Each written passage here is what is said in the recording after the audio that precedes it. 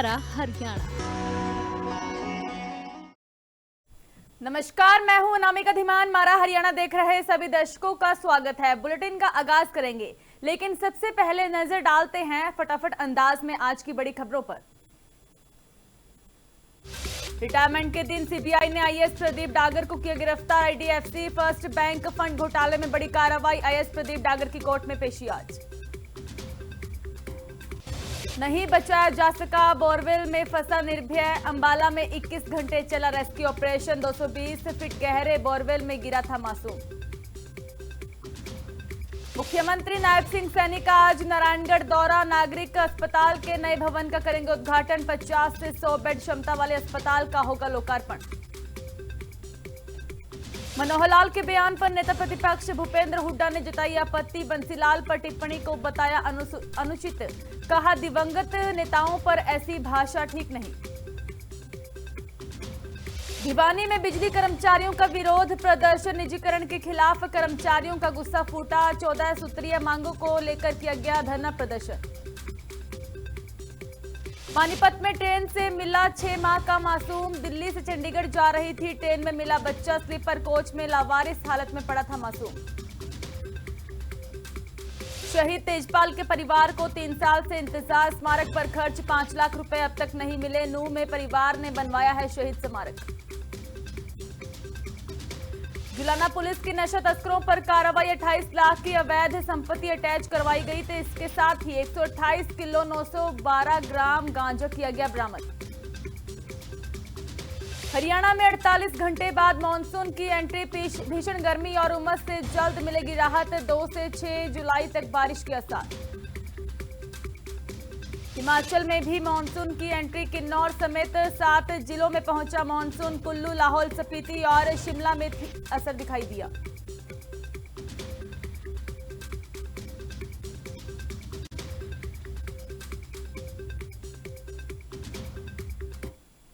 तो शुरुआत करते हैं बड़ी खबर के साथ। आईडीएफसी बैंक घोटाला मामले में लगातार कार्रवाइयां हो रही हैं और लगातार एक्शन लिया जा रहा है, गिरफ्तारियां की जा रही हैं और इसी के तहत प्रदीप डागर को भी अरेस्ट किया गया। रिटायरमेंट के दिन आईएएस प्रदीप डागर को गिरफ्तार किया गया है। सीबीआई ने प्रदीप कुमार डागर को अरेस्ट कर लिया। आईडीएफसी फर्स्ट बैंक घोटाले में बड़ी कार्रवाई सामने आई है।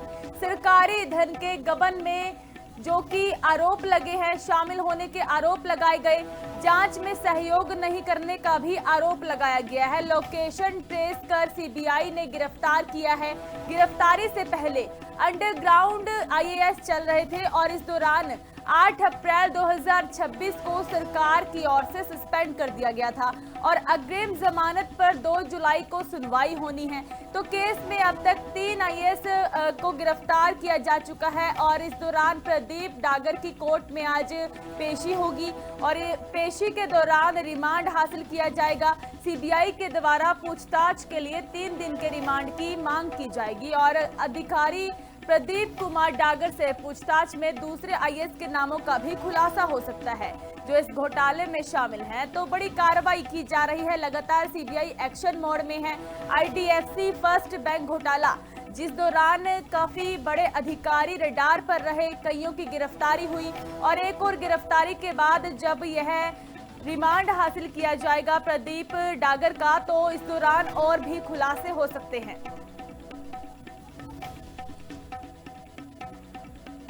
और जानकारी के लिए तारा ठाकुर हमारे साथ फोन लाइन पर जुड़ चुके हैं। तारा, क्या कुछ अपडेट है इस पूरे मामले को लेकर? एक और गिरफ्तारी हुई है।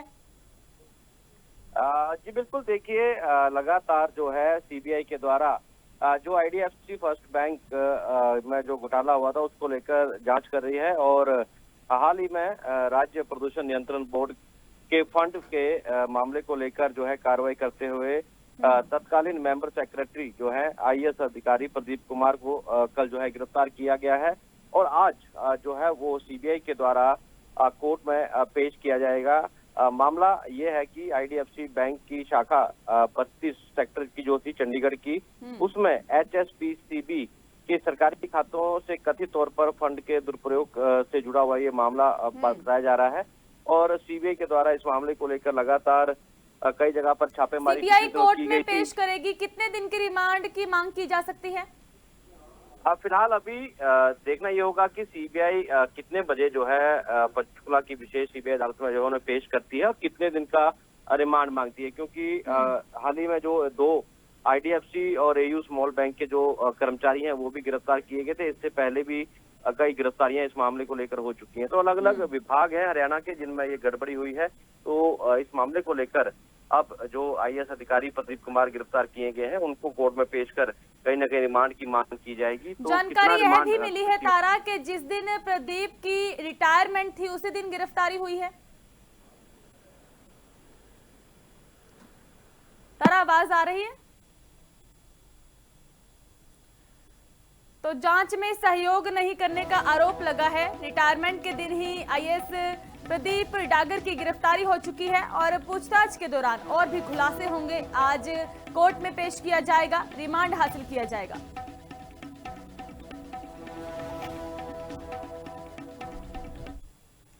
अब बात करेंगे अंबाला में बोरवेल में फंसे निर्भय की, जो कि जिंदगी को हार चुका है। निर्भय को बचाया नहीं जा सका। अंबाला में 21 घंटे तक यह रेस्क्यू ऑपरेशन चला। 220 फीट गहरे बोरवेल में यह मासूम गिरा था। 21 घंटे बाद बुधवार तड़के शव को बाहर निकाला गया है और इस दौरान सेना, एनडीआरएफ और एसडीआरएफ की कोशिशें नाकाम रही। डॉक्टरों ने जांच के बाद बच्चे को मृत घोषित कर दिया और इस दौरान कई मेडिकल जांच की गई है। ईसीजी करवाया गया है। पोस्टमार्टम से मौत की वजह साफ होगी। बच्चा बीते दिन से जो कि गहरे गड्ढे में था, इस बोरवेल में था। परिवार लगातार यह प्रार्थना कर रहा था, अन्य लोग प्रार्थना कर रहे थे कि बच्चे को सुरक्षित बाहर निकाला जाए, लेकिन यह कोशिशें नाकाम रही। 21 घंटे बाद शव को बाहर निकाला गया और जब अस्पताल पहुंचाया गया तो पता चला कि निर्भय मर चुका है। तो सेना, एनडीआरएफ और एसडीआरएफ की टीमों की ओर से लगातार ऑपरेशन चलाया जा रहा था। परिवार का रो रो कर बुरा हाल है, क्योंकि मासूम निर्भय जो कि बीते कल सुबह अपने पिता के साथ खेतों में जाता है और खेलते खेलते बोरवेल में गिर जाता है। तो इस दौरान घंटों ऑपरेशन चलाया गया, टीमें मौजूद रही, बड़े अधिकारी पहुंचे, मंत्री पहुंचे और लोगों की ओर से लगातार प्रार्थना की जा रही थी निर्भय के लिए कि निर्भय को सुरक्षित बाहर निकाला जाए, लेकिन ऐसा नहीं हो सका। निर्भय अपनी जिंदगी की लड़ाई हार चुका है। 220 फीट गहरे बोरवेल में निर्भय गिरा था और जानकारी यह भी मिली है कि वह और ज्यादा नीचे चला गया था। लगातार ऑपरेशन चलाया जा रहा था, रेस्क्यू किया जा रहा था, लेकिन अब वह अपनी जिंदगी की लड़ाई हार चुका है।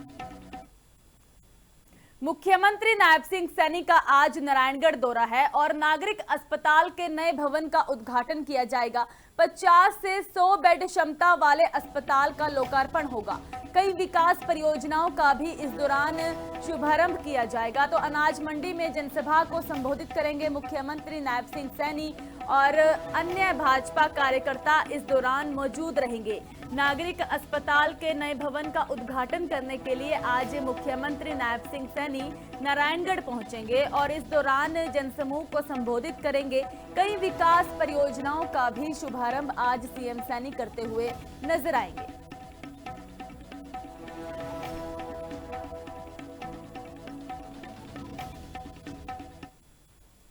नेता प्रतिपक्ष भूपेंद्र सिंह हुड्डा की ओर से बड़ा बयान दिया गया। मनोहर लाल के बयान पर आपत्ति जताई गई है। बंसी लाल पर टिप्पणी को अनुचित बताया है। कहा कि दिवंगत नेताओं पर ऐसी भाषा ठीक नहीं। बीजेपी ने बंसी लाल के साथ सरकार चलाई थी और प्रदेश की सुरक्षा व्यवस्था पर सरकार को भी भूपेंद्र सिंह हुड्डा घेरते हुए नजर आए हैं। हुड्डा ने कानून व्यवस्था पर सवाल खड़े किए। विधायक के घर पर फायरिंग मामले को लेकर भी सरकार पर सवाल खड़े किए हैं। प्रदेश में कानून व्यवस्था नहीं है। तो नेता प्रतिपक्ष भूपेंद्र सिंह हुड्डा की ओर से एक बार फिर से सरकार को, भारतीय जनता पार्टी को निशाने पर लिया गया और अन्य मामलों को लेकर तंज कसे गए हैं। जब ये बंसीलाल जी की सरकार थी, बीजेपी को समर्थन करी थी, इंदिरा गांधी पूरे विश्व की मानी हुई नेता थी, दुनिया में नहीं है उनके बारे में कोई इस किस्म की चर्चा नहीं है। कानून व्यवस्था चरमरा गई है, कोई कानून जब विधायक ही सुरक्षित नहीं है तो कौन सुरक्षित होगा। एक बार फिर से चंडीगढ़ के स्कूलों को बम से उड़ाने की धमकी दी गई है। मुख्यमंत्री नायब सिंह सैनी के दफ्तर को भी धमकी मिली है। धमकी भरा ईमेल मिलने से अलर्ट पर पुलिस प्रशासन है। चंडीगढ़ के कई स्कूलों को एक साथ मेल भेजा गया। एयरफोर्स स्कूल सेक्टर 31 भी इसमें शामिल है। डीएसपी और अन्य निजी स्कूल भी निशाने पर हैं और मेल में दोपहर 1:11 का समय दिया गया। सीएम कार्यालय के लिए 3:11 का समय दिया गया और पुलिस और सुरक्षा एजेंसियां लगातार जांच में जुटी हुई हैं। तो यह धमकियों का दौर जो कि लगातार जारी है। ईमेल के जरिए जो ये थ्रेट दिया जाता है, पहले भी चंडीगढ़ के स्कूलों को बम से उड़ाने की धमकी दी गई है। मुख्यमंत्री नायब सिंह सैनी के दफ्तर को भी धमकी मिल चुकी है। एक बार फिर से यह मामला सामने आता है और जांच की जा रही है कि आखिर किसकी ओर से माहौल खराब करने की कोशिशें हैं। चंडीगढ़ के स्कूलों को बम से उड़ाने की धमकी दी गई। डीएसपी और अन्य निजी स्कूल भी निशाने पर हैं। मुख्यमंत्री नायब सिंह सैनी के दफ्तर को भी मेल आया है और इन मेल में समय भी जो कि शामिल किया गया कि इस समय पर बम से उड़ाया जाएगा, इस समय पर ब्लास्ट किया जाएगा। फिलहाल पुलिस प्रशासन लगातार अलर्ट मोड पर है, जांच कर रहा है कि आखिर किसकी ओर से यह ईमेल दी गई है, कौन माहौल खराब करने की कोशिश कर रहा है।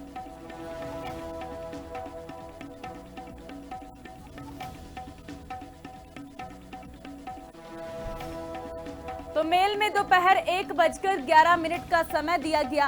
बताया गया है कि इस समय पर ब्लास्ट होगा। चंडीगढ़ के कई स्कूलों को एक साथ मेल आया है। वहीं डीजीपी अजय सिंघल की ओर से प्रेस कॉन्फ्रेंस की गई है। पुलिस कॉर्पोरेशन के अध्यक्ष का पद संभाला गया। पुलिस वेलफेयर और आधुनिकीकरण पर जोर दिया गया है। सीएम ने पुलिस को नई तकनीक से जोड़ने का रास्ता दिखाया। कहा गया कि पीएम के सपने के अनुसार पुलिस को स्मार्ट बनाने पर ध्यान दिया जा रहा है और मई 2026 तक 9 करोड़ रुपए पुलिस के भले पर खर्च होंगे। 750 करोड़ रुपए पुलिस के कल्याण के लिए दिए गए हैं। 237 प्रोजेक्टों में यह सारा बजट उपयोग किया जाएगा।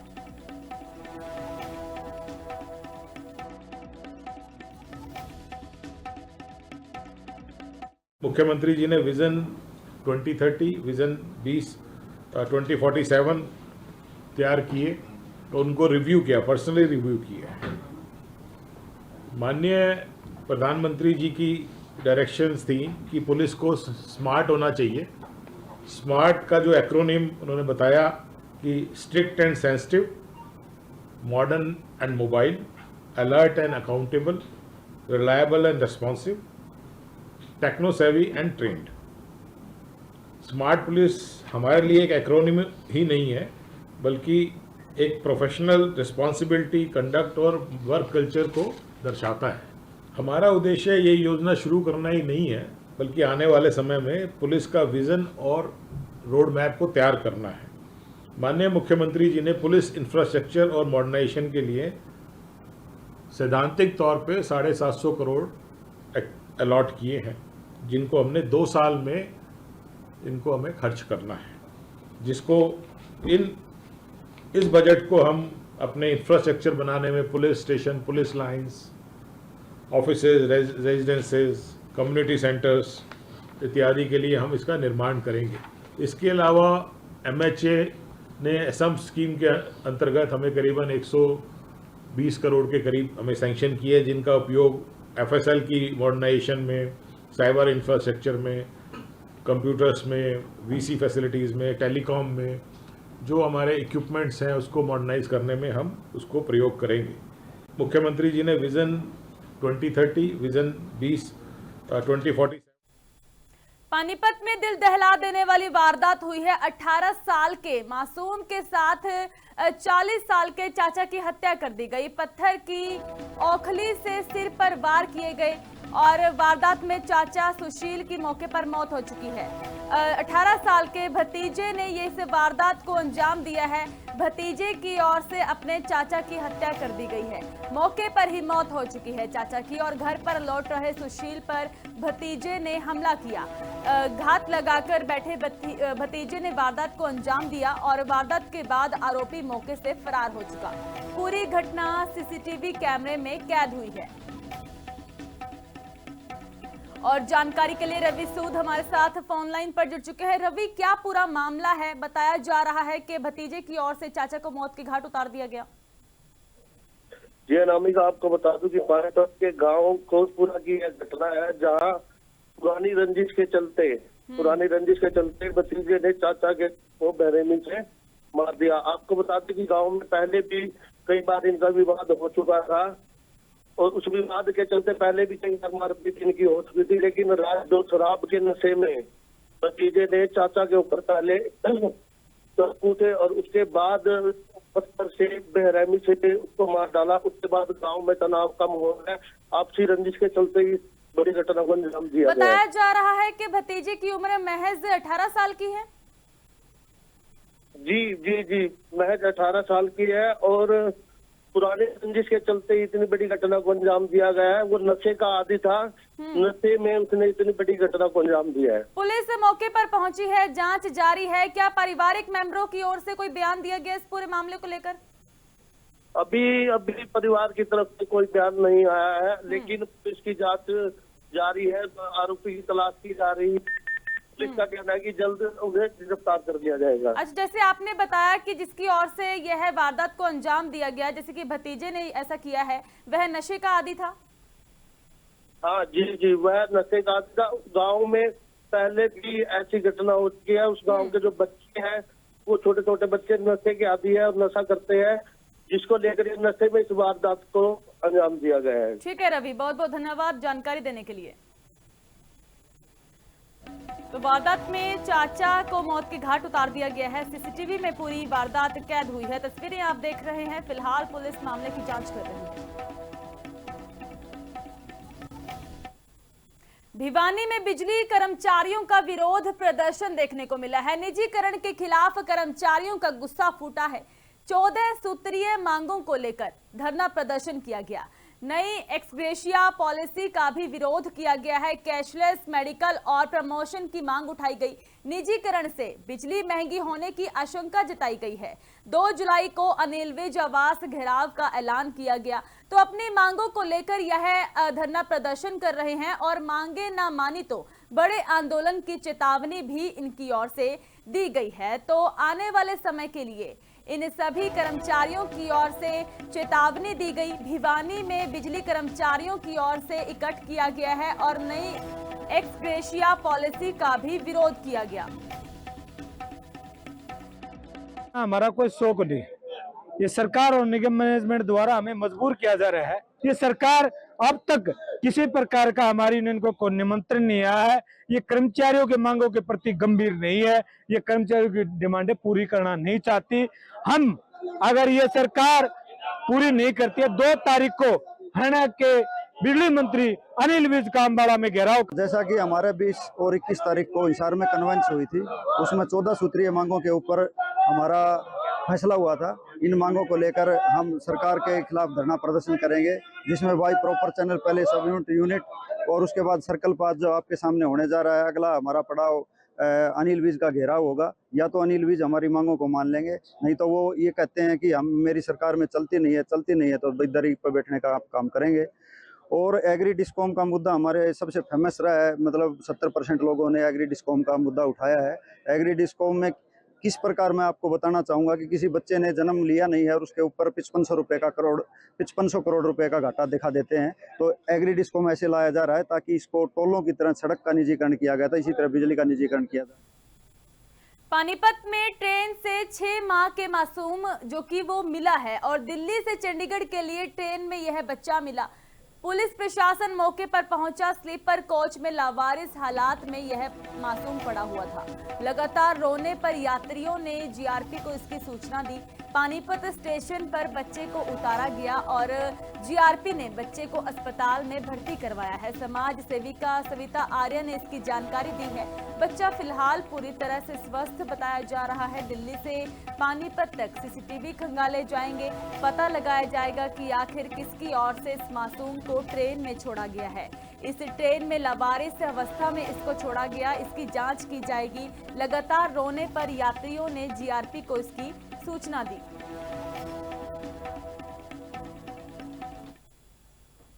शहीद तेजपाल के परिवार को 3 साल से इंतजार है। स्मारक पर खर्च 5 लाख रुपए अब तक नहीं मिले। इसका इंतजार किया जा रहा है कि आखिर वह पैसे कब मिलेंगे।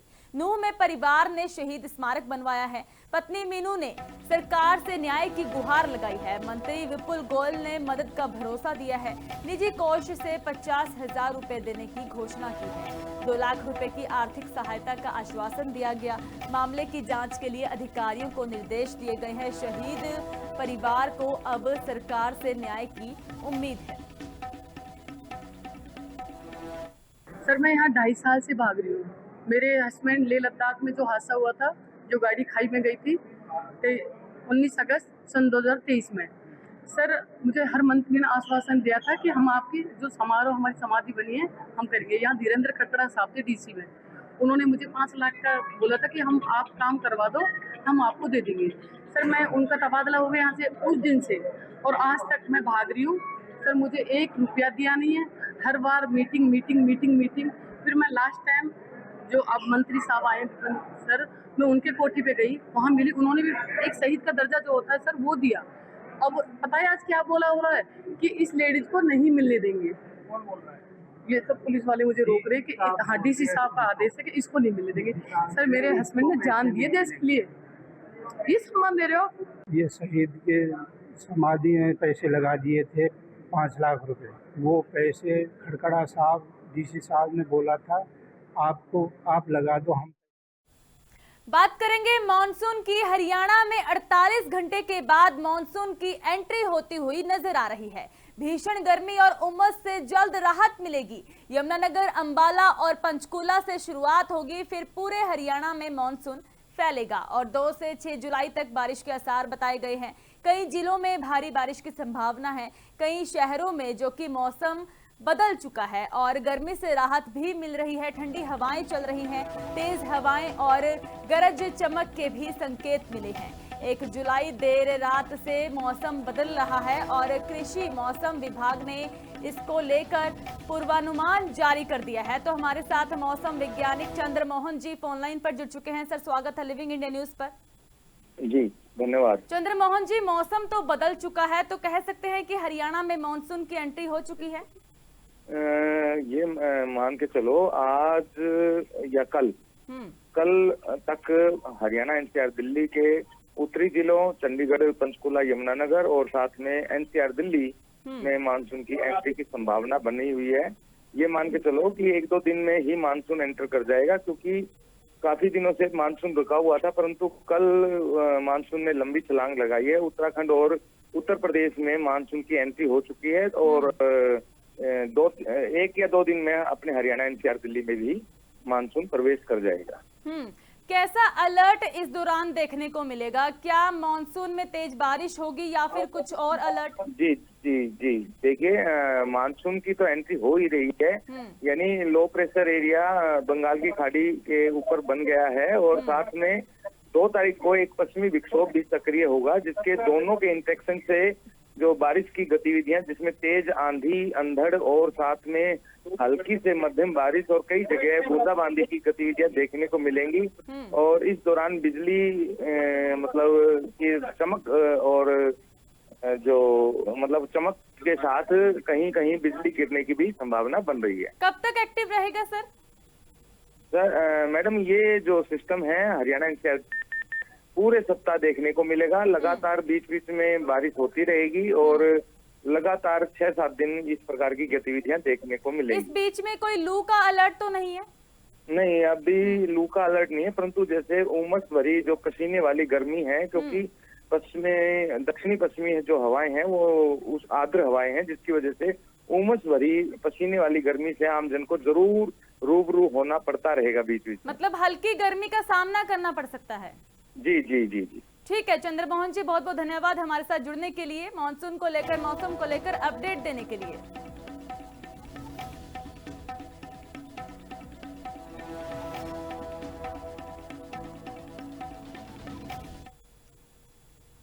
अब बात करेंगे हिमाचल की, जहां पर मानसून की एंट्री हो चुकी है। किन्नौर समेत 7 जिलों में मानसून पहुंच चुका है। कुल्लू, लाहौल स्पीति और शिमला में भी असर देखने को मिला। मंडी और सिरमौर के कई हिस्सों में भारी बारिश हुई है और इस दौरान 2 से 3 दिन में पूरे प्रदेश में मानसून सक्रिय हो जाएगा, एक्टिव हो जाएगा। 2 से 4 जुलाई तक भारी बारिश का अलर्ट दिया गया है। कई जिलों के लिए ऑरेंज अलर्ट जारी कर दिया गया। तो ऐसे में लैंडस्लाइड जैसी घटनाएं भी होती हैं। कांगड़ा, मंडी, शिमला में तेज बारिश की संभावना है। क्षेत्रों में मानसून का आगमन हो चुका है। इसमें अगर डिस्ट्रिक्ट वाइज बात करें तो मानसून ने पूरे डिस्ट्रिक्ट किन्नौर को कवर कर लिया है। साथ में डिस्ट्रिक्ट लाहौल स्पीति और कुल्लू को लगभग पूरा कवर है। केवल कुछ एक क्षेत्र शेष हैं डिस्ट्रिक्ट लाहौल स्पीति और कुल्लू के, और शिमला और डिस्ट्रिक्ट मंडी के बहुत से क्षेत्रों में मानसून का आगमन हो चुका है। तथा डिस्ट्रिक्ट सिरमौर का जो चूड़धार का एरिया जो शिमला के एडजॉइनिंग है, और डिस्ट्रिक्ट कांगड़ा का जो बड़ा बंगाल एरिया, वहाँ पे मानसून का आगमन हो चुका है। तथा परिस्थितियाँ अनुकूल हैं कि जो शेष हमारे डिस्ट्रिक्ट है, जिसमें ऊना, बिलासपुर, हमीरपुर, चंबा है और कांगड़ा का बहुत सारा क्षेत्र है और सोलन है, यहाँ पे आगामी 2 से 3 दिनों में मानसून का आगमन हो सकता है। खबरों का सिलसिला इसी तरह जारी रहेगा। आप जुड़े रहें लिविंग इंडिया न्यूज के साथ। मुझे दीजिए इजाजत। धन्यवाद।